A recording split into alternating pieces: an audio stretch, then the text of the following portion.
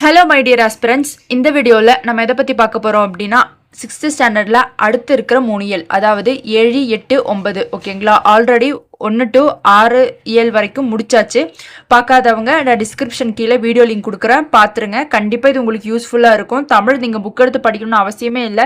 எந்தெந்த ஏரியாவில் எப்படி கொஸ்டின் கேட்பாங்க அப்படின்னு நம்ம படித்து பார்த்து தான் இந்த நோட்ஸை ரெடி பண்ணியிருக்கோம். கண்டிப்பாக இது உங்களுக்கு யூஸ்ஃபுல்லாக இருக்கும். இதை நீங்கள் பார்த்து நோட்ஸ் எடுத்து வச்சுக்கிட்டாலும் ஓகே தான். இல்லை நம்ம டெஸ்ட் பேட்சில் ஜாயின் பண்ண இந்த நோட்ஸ் எல்லாம் உங்களுக்கு நாங்கள் ப்ரொவைட் பண்ணிடுவோம். டெஸ்ட் பேட்ச் இன்னும் ஆரம்பிக்கல, நீங்கள் ஆரம்பித்தோன்னே இன்ஃபார்ம் பண்ணுவோம். இது கண்டிப்பாக உங்களுக்கு யூஸ்ஃபுல்லாக இருக்கும். இந்த ஒரு வீடியோவை நீங்கள் பார்த்தாலே போதும், தமிழில் கண்டிப்பாக ஃபுல் மார்க் எடுக்கிறதுக்கான வாய்ப்புகள் அதிகமாக இருக்குது. அதுக்கு நீங்கள் கரெக்டாக கான்சன்ட்ரேட் பண்ணி வீடியோ பார்த்து நம்ம என்ன சொல்கிறோம் அப்படின்றத நோட்ஸ் எடுத்து வச்சு படிச்சிங்க அப்படின்னாலே போதும். ஓகேங்களா? ஓகே, இப்போ வீடியோக்குள்ளே போகலாம்.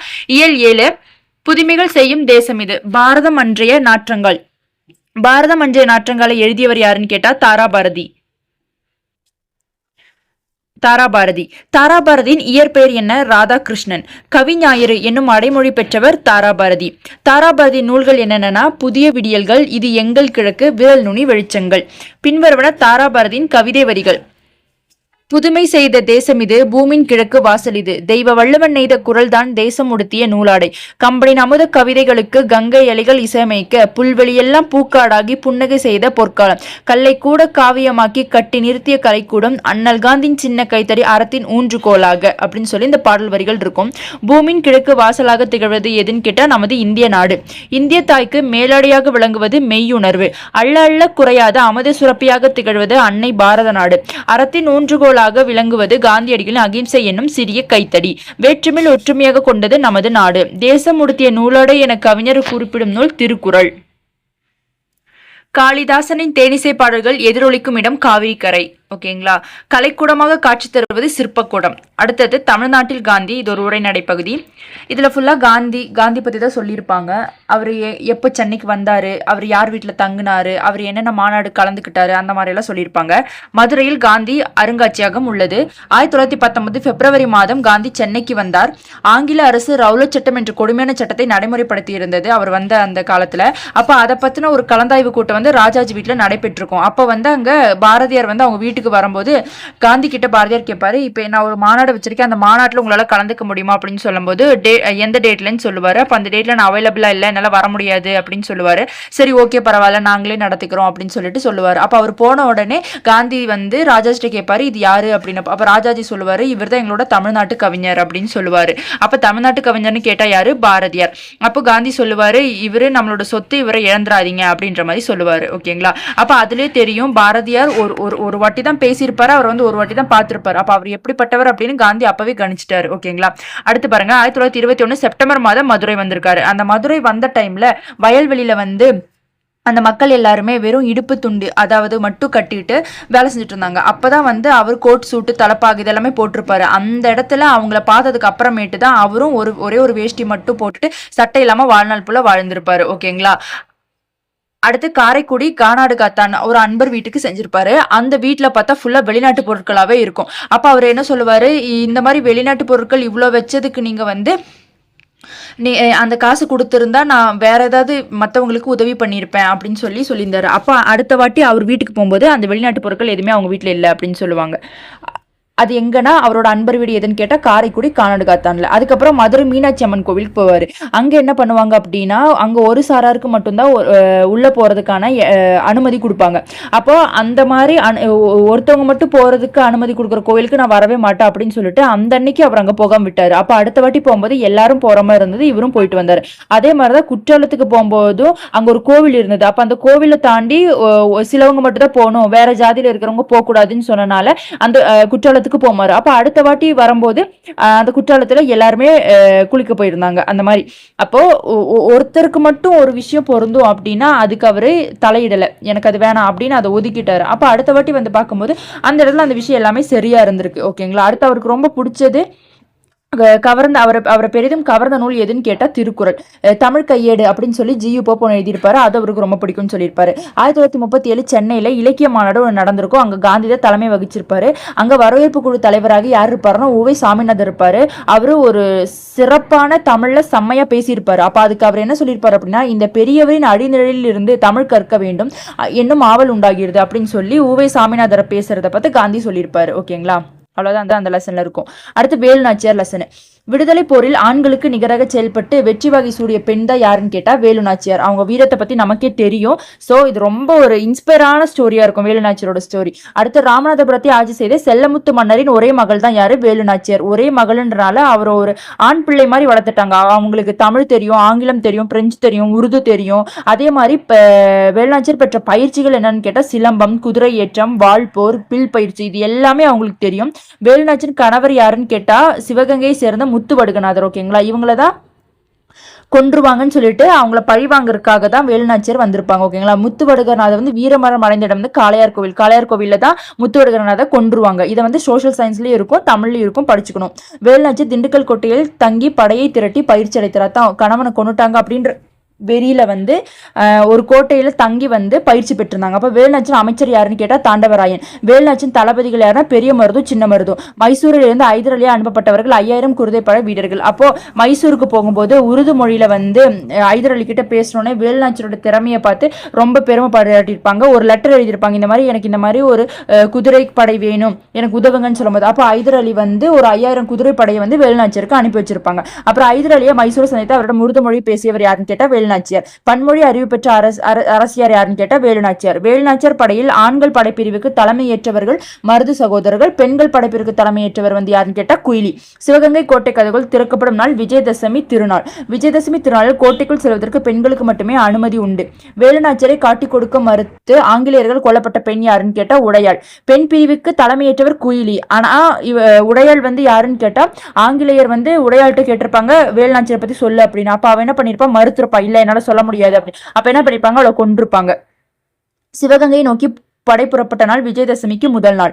வேலுநாச்சியார் தமது தாலியை காணிக்கையாக செலுத்தியது உடையாளுக்காக நடப்பட்ட நடுக்கல்லில். ஆமா, அப்போ என்னை காட்டி கொடுக்க மறுத்த அந்த உடையாளுக்கு ஒரு நடுக்கல் நட்டியிருப்பாங்க. அதுக்கு அவ தாலி காணிக்கையா கொடுத்திருப்பா.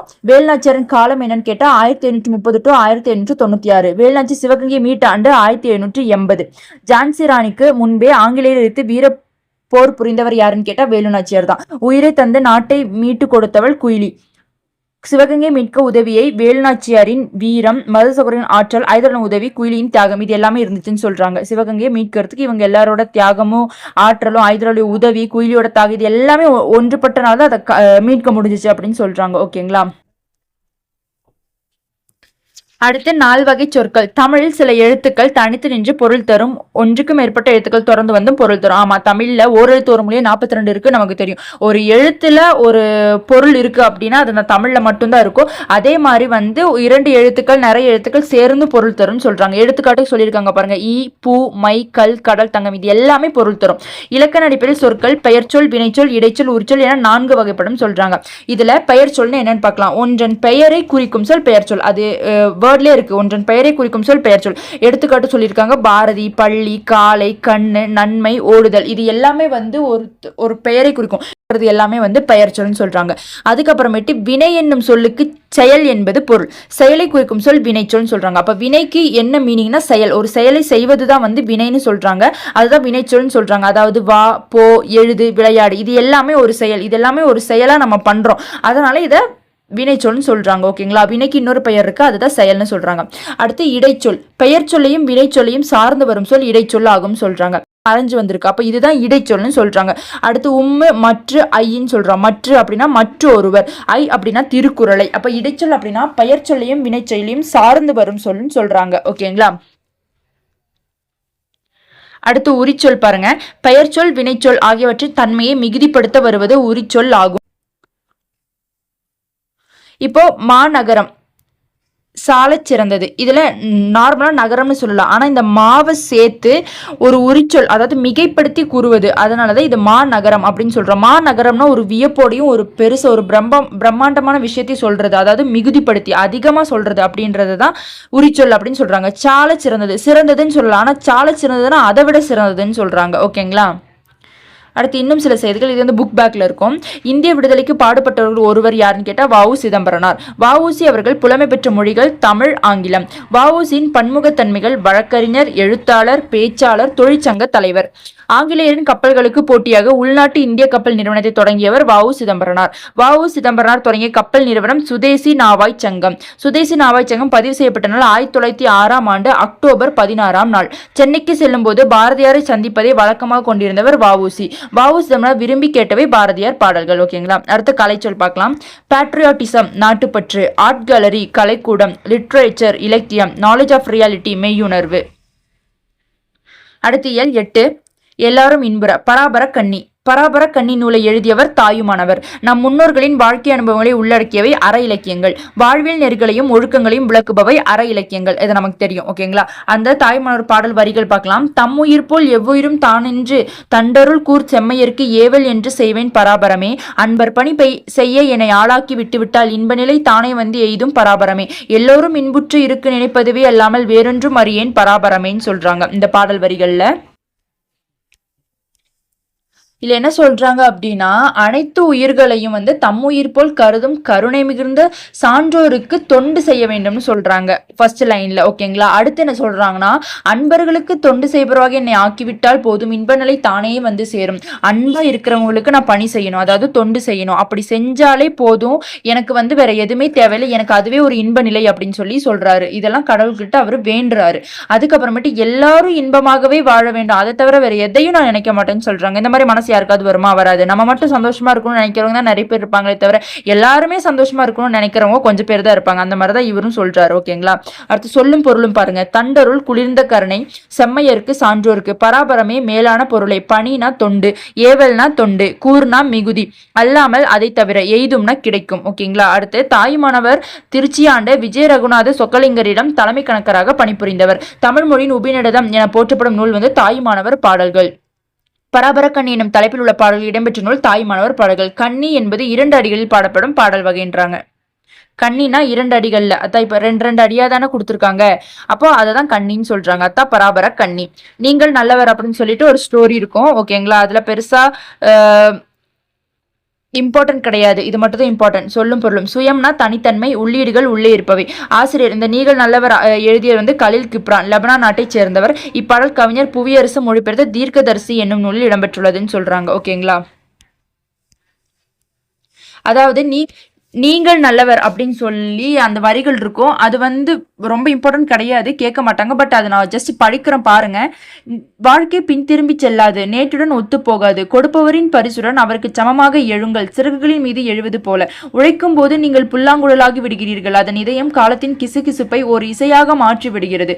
உங்களுக்குள் இருக்கும் நன்மையை பற்றி தான் நான் பேச முடியும், தீமையை பற்றி அல்ல. உங்கள் சுயத்துடன் நீங்கள் ஒருமைப்பாடு கொண்டிருக்கும் போது நீங்கள் நல்லவர். என்னை போல் இரு பழுத்து உன் உள்ளீடுகளை எல்லாம் முழு சாய்க்கோடு என்று பழம்வேரை பார்த்து நிச்சயமாக சொல்லாது. கொடுப்பது பழத்தின் இயல்பு, பெறுவது வேரின் இயல்பு. நீங்கள் பேச்சின் போது நீங்கள் விழிப்புணர்ச்சியுடன் இருப்பது நல்லது. உறுதியாக கால் பதித்து உங்கள் குறிக்கோளை நோக்கி நடக்கையில் நீங்கள் நல்லவர்.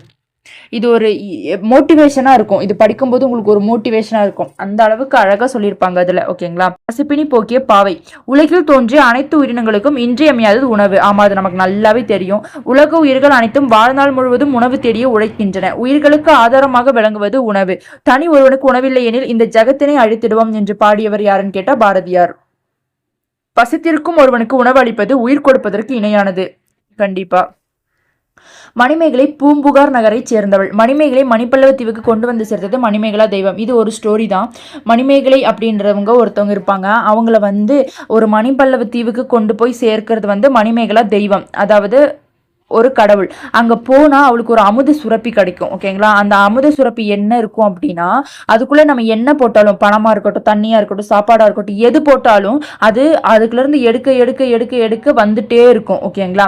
அதே மாதிரிதான் அப்ப அந்த பாத்திரம் இவளுக்கு கிடைச்சிச்சு. இப்ப இதுவே வேற யாருக்காவது கிடைச்சிருந்தது அப்படின்னா அவங்களுக்கு என்ன தேவையோ அதை தான் பண்ணியிருப்பாங்க. ஆனா மணிமேகலுக்கு கிடைச்சணும். இது என்ன பண்ணாங்க அப்படின்னா, ஒரு சிறை ஜெயிலுக்கு போயிட்டு அங்க வச்சு அங்க இருக்கிற எல்லாத்துக்கும் அதுல இருந்து சோறு, அதாவது உணவு எடுத்து எல்லாத்துக்கும் கொடுத்தா. அப்ப அந்த மாதிரி மனசு யாருக்கு வராது இல்லைங்களா. இதுதான் அந்த ஸ்டோரி தான் இதுல சொல்லியிருப்பாங்க. ஓகேங்களா. அடுத்து பாருங்க. அமுத சுரப்பி மணிப்பல்லவ தீவையும் அங்குள்ள புத்த பீடிகையும் காவல் செய்து வந்தது யாருன்னு கேட்டா தீவத்திலகை. அமுத சுரப்பி இருந்த பொய்கையின் பெயர் கோமுகி. அதுக்கு ஏன் அந்த கோமுகின் பெயர் வந்துச்சு அப்படின்னா, அந்த இடம் வந்து பசு மாதிரி இருக்குன்னு சொல்லுவாங்க, பசுவின் முகம் மாதிரி. அப்பொய்கை கோமுகி என்று பெயர் பெற காரணம் வந்து பசுவின் முகம் போன்று அமைந்திருப்பதால். கோ என்றால் பசு என்று பொருள், முகி என்றால் முகம் என்று பொருள். கோமுகி பொய்கை நீரின் மேல் அமுத சுரபி பாத்திரம் தோன்றும் நாள் எதுன்னு கேட்டா வைகாசி திங்கள் முழு நிலா நாள். அமுத சுரப்பி என்னும் பாத்திரம் முதலில் ஆபுத்தன் கையில் இருந்ததுன்னு சொல்றாங்க. இட்ட உணவு எடுக்க குறாமையில் வளர்ந்து கொண்டே இருக்கும் பாத்திரம் தான் அமுத சுரப்பி. கோவலன் மாதவி ஆகியோரின் மகள் தான் யாரு? மணிமேகலை. உணவு கொடுத்தவர்களே உயிரை கொடுத்தவர்கள் என்று கூறியவள் மணிமேகலை. சிறைக்கோட்டம் அறக்கோட்டமாக மாற வேண்டும் என்று கூறியவள் மணிமேகலை. மணிமேகலை அமுத சுரப்பியை கொண்டு உடல் கூரையுற்றோர், பிணியாளர், ஆதரவற்றோர் ஆகியோருக்கு உணவு அளித்தாள். பின்வருவன மணிமேகலை அரசனிடம் கூறியவைன்னு சொல்றாங்க. வாழ்க்கைக்கு அறம் சொன்ன வள்ளுவர் வாழ்ந்த நாடு இது. புத்தர் பிறந்த அறம் புதித்த பூமி இது. நன்மைகள் எவை தீமைகள் எவை என்பவற்றை எல்லாம் தக்க அறிஞர்கள் கொண்டு சிறையில் உள்ளவர்களுக்கு எடுத்து கூற வேண்டும். பெற்றோரை மதித்தல், முதியோரை பேணல், உறவினர்களை அரவணைத்தல் போன்றவற்றை வலியுறுத்துவது அறநெறி கல்வி. மணிமேகலின் கையில் இருந்த அமுத சுரப்பில் உணவு இட்ட பெண் ஆதிரை. ஓகேங்களா? இதெல்லாம் ஜெயிலுக்கு போயிட்டு அங்கே இருக்கிறவங்க கிட்ட அவர் அங்கே இருக்கிற பாதுகாவலர்கிட்ட இவங்க சொல்கிறாங்க, இந்த மாதிரிலாம் நம்ம ஜெயிலில் இருக்கிறவங்களுக்கு இந்த மாதிரி கல்வியெல்லாம் நம்ம சொல்லி கொடுக்கணும், அப்போ தான் அவங்க திருந்துவாங்க அப்படின்ற மாதிரி சொல்கிறாங்க. அங்கே இருக்கிறவங்களுக்கு அந்த அமுத சுரப்பிலிருந்து உணவு கொடுத்தது யாருன்னு கேட்டால் மணிமேகலை தான். ஓகேங்களா? அடுத்து பாதம். இதுவும் ஒரு ஸ்டோரி மாதிரி தான் வரும். அது ஸ்டோரி அவ்வளோவா இம்பார்ட்டன்ட் இல்லை, அதில் இம்பார்ட்டன்ட் பாயிண்ட் மட்டும் எடுத்திருக்கேன். பாதம் எனும் சிறுகதை எழுதியவர் யாருன்னா எஸ் ராமகிருஷ்ணன். எஸ் ராமகிருஷ்ணன் படைப்பவை நாவல்கள், சிறுகதைகள், கட்டுரை தொகுப்புகள், சிறுவர் இலக்கியங்கள். எஸ் ராமகிருஷ்ணன் நூல்கள் எதெல்லாம் கேட்டானா கதாவிலாசம், தேசாந்திரி, கால் முளைத்த கதைகள், உபபாண்டவம். பாதம் எனும் சிறுகதை இடம்பெற்ற தொகுப்பு எதுன்னு கேட்டால் தாவரங்களின் உரையாடல். கதையில் சிறந்த கருத்து கூறப்படும் போது சர்க்கரை பந்தலில் தேன்மழை பொய்ந்தது போல சுவையாக இருக்கும்ன்றாங்க. அவ்வளவுதான். ஓகேங்களா? அடுத்து இது புக் பேக்ல தான் இருக்கும். அன்பினில் இன்பம் காண்போம், அறத்தினில் நேர்மை காண்போம், தன்பிற புரிமையாக தமிழ்மொழி போற்ற காண்போம் சொல்லி மலேசிய கவிஞர் முத்துரையனார் பாடியிருப்பாரு. அடுத்து பெயர் சொல். மரம், பள்ளிக்கூடம், சித்திரை, கிளை, இனிப்பு, பாடுதல் ஆகிய சொற்களை கவனிங்கள். இவை அனைத்தும் பெயரை குறிக்கின்றன. ஆமா, மரம்னா அந்த மரத்துக்கு ஒரு பெயர் இருக்கு, பள்ளிக்கூடம்னா அந்த பள்ளிக்கூடத்துக்கு ஒரு பெயர், சித்திரைனா அதுக்கு ஒரு பெயர், கிளைனா அதுக்கு ஒரு பெயர், இனிப்புனா இனிப்பா இருக்கிறனால அதுக்கு இனிப்புன்னு பெயர் வச்சிருக்கோம். பாடுதல்னா இது ஒரு வினை, ஆனா பாடுதல்ன்றது ஒரு பெயர்லயும் அமையும். இப்ப பாடுறதுக்கு பெயர் வச்சது என்னது? பாடுதல் அப்படின்னு அப்படி சொல்லி குறிக்குதுன்னு சொல்றாங்க. இவ்வாறு ஒன்றன் பெயரை குறிக்கும் சொல் பெயர் சொல். அதை நம்ம மேலேயே பார்த்துட்டோம். ஓகேங்களா? பெயர் சொல்லியே 6 வகை இருக்குங்களாமா. பொருட்பெயர், இடப்பெயர், காலப்பெயர், சினைப்பெயர், பண்பு பெயர், தொழிற்பெயர் தனித்தனியா பிரிச்சிருக்காங்க. பொருட்பெயர்னா பொருளை குறிக்கும். அந்த பெயர்லேயே இருக்கு, உங்களுக்கு புரிஞ்சிடும். பொருளை குறிக்கும் பெயர் பொருட்பெயர் எனப்படும். இது உயிருள்ள பொருட்களையும் உயிரற்ற பொருட்களையும் ரெண்டுமே, உயிருள்ள பொருளையும் குறிக்கும், உயிரற்ற பொருளையும் குறிக்கும். மயில், பறவை இது எல்லாமே உயிர் உள்ளது. மரம், செடி, புத்தகம், நாற்காலி இது எல்லாமே வந்து உயிரற்றது. அப்ப இது ரெண்டுமே குறிக்கிறது இது பொருட்பெயர்ன்றாங்க. அடுத்து இயற்பெயர். ஒரு இடத்தின் பெயரை குறிக்கும் பெயர் இடப்பெயர். ஆமா, சென்னை, பள்ளி, பூங்கா, தெரு இதெல்லாம் ஓகே. அடுத்து காலப்பெயர். காலத்தை குறிக்கும் பெயர் காலப்பெயர். ஆமா, நிமிடம், நாள், வாரம், சித்திரை, ஆண்டு. சினைப்பெயர். பொருளின் உரிப்பை குறிக்கும் பெயர் சினைப்பெயர் எனப்படும். அதான் கண்ணு, காது, அதே மாதிரி மரத்துக்கு இலை, கிளை இது எல்லாமே சினைப்பெயர்னு சொல்றாங்க. அடுத்து பண்பு பெயர். பொருளின் பண்பை குறிக்கும் பெயர் பண்பு பெயர். வட்டம், சதுரம், செவ்வகம், செம்மை, நன்மை இது எல்லாமே அதோட பண்பு குறிக்குது. ஓகேங்களா? இப்ப வட்டமும் ஒண்ணு இருக்குன்னா அது வட்டம், அதோட பண்பு தானே அது. அப்ப அதை குறிக்கிறதா பண்பு பெயர்ன்றாங்க. தொழிற்பெயர். தொழிலை குறிக்கும் பெயர், அதாவது படித்தல், ஆடுதல், நடித்தல் இது எல்லாமே ஒரு தொழிலா, அதனால அது தொழிற்பெயர்ன்றாங்க. அறுவகை பெயர் சொற்களுக்கான சான்றுகளை தொடரில் அமைத்து எழுதுவோம் சொல்லுங்க. காவியா வந்தால் இது எதை வரும்? பொருட்பெயரா வரும். காவியா பள்ளிக்கு சென்றால் இதுல பள்ளின்றது இடப்பெயர். காவியா வந்தால் இது காவியா, இது வந்து பொருட்பெயர். ஓகேங்களா? அடுத்து காவியா பள்ளிக்கு சென்றால், பள்ளின்றது ஒரு இடம், இடப்பெயர். பள்ளி தொடங்கும் நேரம் காலை 9 மணி நேரம் சொல்லியிருக்கு, அப்ப காலப்பெயர். காவியா தலையை அசைத்தார், தலைன்றது சினைப்பெயர். பயிர்கள் பசுமையாக இருந்தன, பயிர்கள் பசுமைன்றது பண்பு பெயர். நடனம் ஆடுதல்ன்றது தொழிற்பெயர். ஓகேங்களா? இந்த எக்ஸாம்பிள் பார்த்து வச்சுக்கோங்க, இதுல இருந்து கேள்வி கேட்பாங்க. இடுகுறி பெயர், காரண பெயர். அடுத்து நம் முன்னோர் பெயர் சொற்களை அவை வழங்கும் அடிப்படையில் இடுகுறி பெயர், காரண பெயர் என இருவகைப்படுத்தினர். எது? நம்ம முன்னோர்கள். இடுகுயிர் பெயர் எப்படின்னா என்னன்னா, நம் முன்னோர் சில பொருட்களுக்கு காரணம் கருதாமல் சில பெயர்களை இட்டு வழங்கினர். அவ்வாறு இட்டு வழங்கிய பெயர்கள் தான் இடுகுறி பெயர்கள். அதாவது மண்ணு, மரம், காற்று. இப்ப மண்ணுக்கு மண்ணுன்னு ஏன் பெயர் வச்சாங்கன்றது காரணம் தெரியாது. மரத்துக்கு மரம்னு ஏன் பேர் வந்துச்சுன்னு காரணம் தெரியாது. காற்றுக்கு காற்றுன்னு ஏன் பேர் வந்துச்சுன்னு யாருக்குமே காரணம் தெரியாது. ஜஸ்ட் இப்படி இருக்குன்னு சொல்லி அதுக்கு ஒரு பேர் வச்சுட்டாங்க. இதுதான் இடுகுறி பெயர் அப்படின்னு சொல்றாங்க. அதுலயுமே 2 இருக்கு. அதாவது இடுகுறி பொது பெயர், இடுகுடி சிறப்பு பெயர் அப்படின்ட்டு. இடுகுடி பொது பெயர் அப்படின்னா எடுத்துக்காட்டு மரம், பழம். இப்ப எல்லாத்தையும் நம்ம மரம் சொல்லிடுவோம், எல்லாத்தையும் நம்ம பழம் சொல்லிடுவோம். ஆனா இதுல சப்பா இருக்கிறது என்ன அப்படின்னா, இப்ப மாம்பழத்தை மாம்பழம் தான் சொல்லுவோம், கொய்யா பழத்தை கொய்யான்னு சொல்லுவோம், அன்னாசி பழத்தை அன்னாசின்னு சொல்லுவோம். அப்ப அந்த மாதிரி ஸ்பெசிபிக்கா ஒரு விஷயத்த சொல்றதுதான் வந்து சிறப்பு பெயர்ல வரும். இடுகுறி பொது பெயர்னா மரம், பழம்னு சொல்லிடுவோம். இதுலயே மரத்துல என்னென்ன மரம் இருக்கு? தென்னை மரம் இருக்கு, பனை மரம் இருக்கு, ஆலமரம் இருக்கு, அரச மரம் இருக்கு, இந்த மாதிரி நிறைய மரம் இருக்கு. அப்ப ஸ்பெசிபிக்கா சொல்றது பெயர் தான் வந்து காரண பெயர். பொது பெயர்ன்றது பொதுவா மரம் பழம் அப்படின்னு சொல்றதா பொதுவா சொல்றது. இருகுறி சிறப்பு பெயர்னா மா வாழை. வாழைனா தனியா அதுக்கு ஒரு சிறப்பு, வாழைனா வாழை மரம் தனியா சிறப்பு இருக்கு. அப்போ இது வந்து சிறப்பு பெயர் அப்படின்னு சொல்றாங்க. ஓகேங்களா. அடுத்து காரண பெயர். நம் முன்னோர் சில பொருட்களுக்கு காரணம் கருதி வச்சிருக்கு. இடுகுறி பெயர்னா காரணமே இருக்காது, காரண பெயர்னா காரணம் இருக்கும். நாற்காலி, ஏன் அதுக்கு நாற்காலின்னு பேர் வந்துச்சு? அதுக்கு 4 கால் இருக்கிறனால அதுக்கு நாற்காலின்னு பேர் வச்சுச்சு. கரும்பலகை, கரும்பலகை ஏன் கரும்பலகைன்னு பேர் வந்துச்சு? அந்த பிளாக் போர்டு, அதாவது கருமை நிறத்தில் இருக்கிறனால தான் அதுக்கு கரும்பலகைன்னு பேர் வந்துச்சு. அப்ப இது காரணம் கருதி வச்சிருக்கிறனால தான் நாற்காலி கரும்பலகை சொல்றாங்க. இதுக்கும் காரண பொது பெயர்னு ஒண்ணு இருக்கு, காரண சிறப்பு பெயர்னு ஒண்ணு இருக்கு. காரண பொது பெயர் அப்படின்னா பறவை, அணி. இப்போ பறவைனா எல்லாத்தையும் பறவைன்னு சொல்லிடுவோம், அணினா எல்லாத்தையும் அணின்னு சொல்லிடுவோம். பறவையில என்னென்ன பறவை இருக்கு? குருவி இருக்கு, கிளி இருக்கு, மயில் இருக்கு, இந்த மாதிரி நிறைய பறவை இருக்கு. ஓகேவா. அப்ப காரண சிறப்பு பெயர்னா ஸ்பெசிபிக்கா ஒருத்தவங்க சொல்றது. மரங்கொத்தி, மரங்கொத்தினா மரத்தை மட்டும் கொத்துறது, அதை மட்டும் ஸ்பெசிபிக்கா சொல்றத மரங்கொத்தி. வளையல் அப்படின்னா கைக்கு போடுற வளையல், அது வளையமா இருக்கும், அதை மட்டும் ஸ்பெசிபிக்கா சொல்றத சிறப்பு பெயர் அப்படின்னு சொல்றாங்க. ஓகேங்களா, புரிஞ்சுதா? அடுத்து கலைச்சொல். ட்ரஸ்ட் அப்படின்னா அறக்கட்டளை, வாலண்டியர் தன்னார்வலர், ஜூனியர் ரெட் கிராஸ்னா இளம் செஞ்சிலுவை சங்கம், ஸ்குவாட்ஸ் அண்ட் கைட்ஸ் அப்படின்னா சாரண சாரணியர், சோஷியல் ஒர்க்னா சமூக பணியாளர். அடுத்து இயல் 9 இன்னுயிர் காப்போம். ஆசிய ஜோதி. தலை சிறந்த பண்பாக கருதப்படுவது எதுன்னு கேட்டா இரக்கம். ஆமா, பிற உயிர்களை தம்முயிர் போல எண்ணி காப்பாற்றுவதை சான்றோர் போற்றும் உயிர் இரக்கம்ன்றாங்க. ஆமா, மற்றவங்களையும் இப்போ நமக்கு எவ்வளவு இம்பார்ட்டன்ஸ் கொடுக்குறோம், நம்ம மேல நம்ம எவ்வளவு அன்பு செலுத்துறோம், மாதிரி பிறரையும் அன்பு செலுத்துங்க அப்படின்னு சொல்றாங்க. அப்படிதான் முன்னோர்களும் இருந்தாங்கன்னு சொல்றாங்க. ஓகேங்களா. அப்படி இருந்தவங்க தான் 3 பேரை நம்ம அடுத்த லெசன்ல பார்ப்போம். இதுல வந்து ஆசிய ஜோதியில வந்து புத்தரை பத்தி சொல்லியிருப்பாங்க. ஓகேங்களா. அப்புறம் பிற ஊர்களை ஓகே அரச வாழ்வை துறந்து நல்ல அரண்மனை விட்டு வந்தவர் யாருன்னா புத்த பிரான். ஆடுகள் கொண்டு செல்லப்பட்டு பிம்பிசார மன்னனின் யாகத்துக்காக ஆடுகள் வந்து பிம்பிசார் என்ன பண்ணுவாங்க, ஆடுகளை வந்து பலி கொடுப்பாங்க. அப்ப அதை பார்த்து புத்தபிரான் என்ன பண்ணிட்டாரு, எதுக்கு வந்து ஆடெல்லாம் பலி கொடுக்கணும்னு சொல்லிட்டு அந்த ஆடை காப்பாத்துறதுக்காக முயற்சி பண்ணியிருப்பாரு. ஓகேங்களா. ஆடுகள் எங்க கொண்டு செல்லப்பட்டாங்க அப்படின்னா பிம்பிசார மன்னரோட யாகத்துக்காக கொண்டு போயிருப்பாங்க. கர்ணனிடந்த வள்ளல் எனப்பட்டவர் யாருன்னா புத்தபிரான் தான். பிம்பிசார மன்னனுக்கு புத்தர் கூறிய அறிவுரைகள். வாழும் உயிரை வாங்கிடல் இந்த மண்ணில் எவருக்கும் எளிதாகும், வீழும் உடலை எழுப்புதலோ ஒரு வேந்த நினைக்கலும் ஆகாது ஐயா. அப்போ வாழ்ற ஒரு உயிரை வந்து கொல்றது ரொம்ப ஈஸி, ஆனா ஒரு இறந்த ஒரு விஷயத்தை எழுப்புறதான் கஷ்டம் அப்படின்னு சொல்றாரு. காட்டும் கருணை உடையவரை என்றும் கண்ணிய வாழ்வை உடையவராம். கருணை காட்டுறவங்க தான் கண்ணிய வாழ்வை பெறுவாங்க அப்படின்னு சொல்றாங்க. அம்புவி மீதில் இவ்வாடுகளும் உண்மை அண்டி பிழைக்கும் உயிர் அல்லவோ. இந்த ஆடும் உங்களை நம்பி பிழைக்கிற ஒரு உயிர் தானே, அதை போய் நீங்க கொல்றதுக்கு பாக்குறீங்களே அப்படின்னு சொல்லி அவர் சொல்றாரு.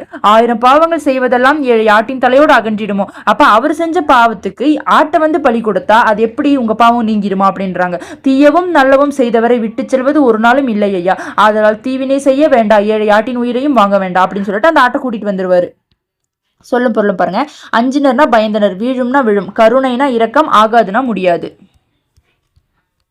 பார்னா உலகம், முற்றும்னா முழுவதும், மாறினா மழை, நீள்நிலம்னா பரந்த உலகம், கும்பினா வயிறு, பூதளம்னா பூமி. ஆசிய ஜோதி நூலை எழுதியவர் தேசிய விநாயகனார். தேசிக விநாயகனார் 20ஆம் நூற்றாண்டில் வாழ்ந்த கவிஞர். தேசிய விநாயகனார் 36 ஆண்டுகள் பள்ளி ஆசிரியராக பணியாற்றியவர். கவிமணி என்னும் பட்டம் பெற்றவர் தேசிய விநாயகனார். ஆங்கில மொழியில் லைட் ஆஃப் ஆசியா என்னும் நூலை எழுதியவர் Edwin Arnold. Light of Asia நூலை தழுவி தமிழ் எழுதப்பட்டதுதான் ஆசிய ஜோதி. ஆசிய ஜோதி புத்தரின் வரலாற்றை கூறுகிறதுன்றாங்க. எல்லா உயிர்களிடத்தும் இரக்கம் கொண்டு வரை நேர்மையான வாழ்வை வாழ்பவர், ஒருவர் செய்யக்கூடாதது தீவினை. ஓகேங்களா. அடுத்து மனித நேயம். இல்லாதவருக்கு கொடுத்து மகிழ்வதே ஈகை, தமக்கென முயலா நோன்றால் பிறர்க்கென முயலான் உண்மையானே என்னும் கூறும் நூல் எதுன்னு கேட்டா புறநானூறு. 2 தங்க கடுக்கன்களையும் திருடன் எடுத்துக்கொள்வதற்கு வாய்ப்பாக திரும்பிப்படுத்தவர் வள்ளலார். இதுல என்ன சொல்லியிருப்பாங்கன்னா, வள்ளலார் பத்தி ஒரு கதை இருக்கு. என்னன்னா, அவர் அசதியா இருக்குன்னு சொல்லிட்டு ஒரு ஆலமரத்துக்கு அடியில வந்து படுத்திருப்பாரு. அப்ப அந்த வழியா வந்த ஒரு திருடன் அவர் காதுல பிறந்து ஒரு கடுக்கனை பார்த்திருப்பான், 2 கடுக்கனை பார்த்திருப்பான். அப்போ அவன் ஒரு சைடா படுத்துட்டு இருக்கும்போது ஒரு கடுக்கனை மட்டும் கழட்டிட்டான். அப்புறம் என்ன பண்ணிட்டாரு, அவருக்கு தெரிஞ்சிருச்சு இந்த இவர் வந்து என் காதுல இருக்கிற கடுக்கனை திருடுறாரு அப்படின்னு தெரிஞ்சிருச்சு. அப்புறம் வசதியா இன்னொரு கடுக்கனும் கழட்டணும்னு சொல்லிட்டு திரும்பி படுத்த அந்த கடுக்கனும் கழட்டிடுவாரு. அப்புறம் அவர் எந்திரிச்ச உடனே அவன் ஒரு கடுக்கனை எடுத்து ஓடுறதுக்கு பார்ப்பான். அப்ப அவர் என்ன சொல்லுவாரு, ஒரு கடுக்கன் மட்டும் நீ எடுத்துட்டு போனீங்கன்னா உன்னை திருடன்னு சொல்லி பிடிச்சிருவாங்க, நான் இன்னொரு கடுக்கனும் எடுக்கிற மாதிரி திரும்பி படுத்துக்கிறேன், நீ எடுத்துக்கோ அப்படின்னு சொல்லிட்டு சொல்லுவாரு. அப்பவே அவனுக்கு ஒரு மூஞ்சில் அடிச்ச மாதிரி ஆயிரும், என்னடா அப்படின்ற மாதிரி ஆயிரும். அப்படி ஒரு பட்டவர். யாராவது இந்த காலத்துல அப்படி இருப்பாங்களா? இருக்க மாட்டாங்க. அப்ப அந்த காலத்துல எப்படி இருந்திருக்காங்கன்னு பாருங்க. அப்போ மக்களின் பசிப்பினியை கண்டு உள்ளம் வாடியவர் யாருன்னு கேட்டா வள்ளலார். வடலூரில் சத்திய தர்மசாலை தொடங்கி எல்லாருக்கும் உணவளித்தவர் யாருன்னு கேட்டா வள்ளலார். பசித்தோருக்கு உணவு வழங்கும் வள்ளலாரின் மனிதநேய செயல் இன்றும் தொடர்ந்து நடைபெறுவது வடலூரில். இன்னும் வந்து பசித்தவங்களுக்கு உணவு கொடுத்துதான் இருக்காங்க. எங்கன்னா வடலூர்ல.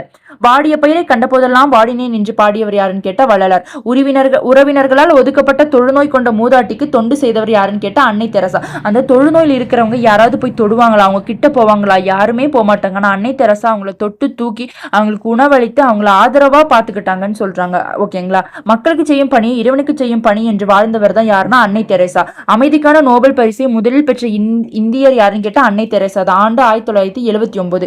வாழ்க்கை என்பது நீ சாகும் வரை அல்ல, மற்றவர் மனதில் நீ வாழும் வரை. எப்படிப்பட்ட வரிகள்னு பாருங்களேன். அதனாலதான் இன்னும் அன்னை தெரசா நம்ம மனதில் எல்லாம் வாழ்ந்துட்டு இருக்காங்க. அவங்கள பத்தி நம்ம புகழ்ந்து பேசுறோம் அப்படின்னு கூறியவர் யாரு? அன்னை தெரசா. அன்னை தெரசாவிற்கு அடுத்து அமைதிக்கான நோபல் பரிசு பெற்றவர் இந்திய யாருன்னு கேட்டா கைலாஷ் சத்யார்த்தி 2014. ஓகேங்களா.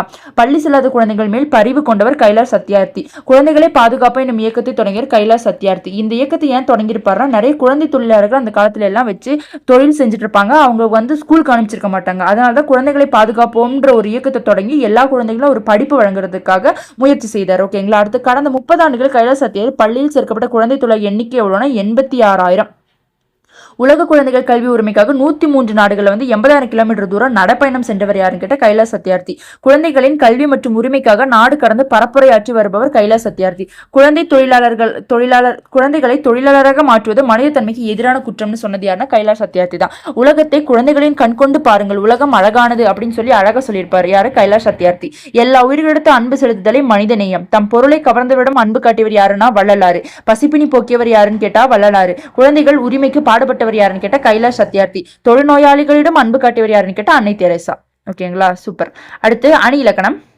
எதிலும் அணினாலே அழகுதான். எதிலும் அழகை காண விரும்புவது மனிதர்களின் இயல்பு. நாம் நம்மை அணிகலன்களால் அழகுபடுத்திக் கொள்கிறோம். அதுபோல் கவிஞர்கள் தங்கள் கற்பனை திறத்தாலும் புலமையாலும் தாங்கள் இயற்றும் பாடல்களின் அழகை சேர்க்கின்றனர். இதனை விளக்குவது அணி இலக்கணம் ஆகும். அணி என்பதற்கு அழகு என்பது பொருள். கவிஞர் தமது கவிதை சுவையோடு சொல்வதற்கு உதவுவது அணி. மருந்தை தேனில் கலந்து கொடுப்பது போல் கருத்துக்களை சுவைப்பட கூறுவது அணியாகும். அணினாலே நமக்கு என்னன்னு தெரியும்? ஒன்னு அணிகலன், இன்னொன்னு அழகுன்னு சொல்லுவோம். அப்போ நம்ம அழகுக்காக நிறைய ஜுவல்ஸ் எடுத்து போட்டுக்கிறோம், மேக்கப் பண்ணிக்கிறோம், இந்த மாதிரிலாம் பண்றோம். அதே மாதிரி கவிஞர்கள் என்ன பண்ணாங்க அப்படின்னா பாடலுக்கு ஒரு அழகு சேர்த்தாங்க. அதுதான் அணின்னு சொல்றாங்க. ஓகேங்களா. அது என்னென்ன மாதிரியான நிறைய அணி இருக்கு. இதுல ஒரு 4-5 அணி கொடுத்திருப்பாங்க. அது மட்டும் பார்க்கலாம்.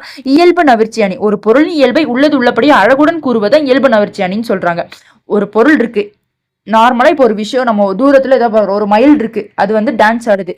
அது மழையில டான்ஸ் ஆனா அது எவ்வளவு அழகா இருக்கும், பாக்குறதுக்கே ரம்யமா இருக்கும். அதை நார்மலா அந்த கவிஞரோட வரிகள்ல இருக்கிற எளிமையில அழகா சொல்லுவாங்க. அதே மாதிரிதான் ஒரு பசு, வெள்ளை பசு அந்த அம்மா கூட நிக்குது. அப்ப அதை எவ்வளவு அழகா சொல்லியிருக்காங்கன்னு பாருங்க. தோட்டத்தில் மேய்து வெள்ளை பசு, அங்கே துள்ளி குதிக்குது கன்றுக்குட்டி. அம்மா எங்குது வெள்ளை பசு, உடன் அண்டையில் ஓடுது கன்றுக்குட்டி. நாவால் நக்குது வெள்ளை பசு, நன்றாய் குடிக்குது கன்றுக்குட்டி. பாலை நன்றாய் குடிக்குது கன்றுக்குட்டி. இதெல்லாம் நம்ம ஸ்கூல்லே ரொம்ப அழகா படிச்சிருப்போம். இது எங்க டீச்சர் அழகா பாடியே காமிப்பாங்க. அது இன்னுமே என் மைண்டுக்குள்ள இருக்கு. அப்போ நார்மலா ஒரு பசு இருக்கு, ஒரு ஒரு கன்றுக்குட்டி இருக்கு. அது ரெண்டும் என்ன, அதுக்குள்ள என்ன நடக்குது அப்படின்றத அழகா நார்மலா சொல்லியிருப்பாரு. அப்ப அதுல ஒரு அழகு தெரியுது இல்லைங்களா? இதுதான் அணி. அதாவது இது இயல்பு நவிர்ச்சி அணி. ஓகேங்களா.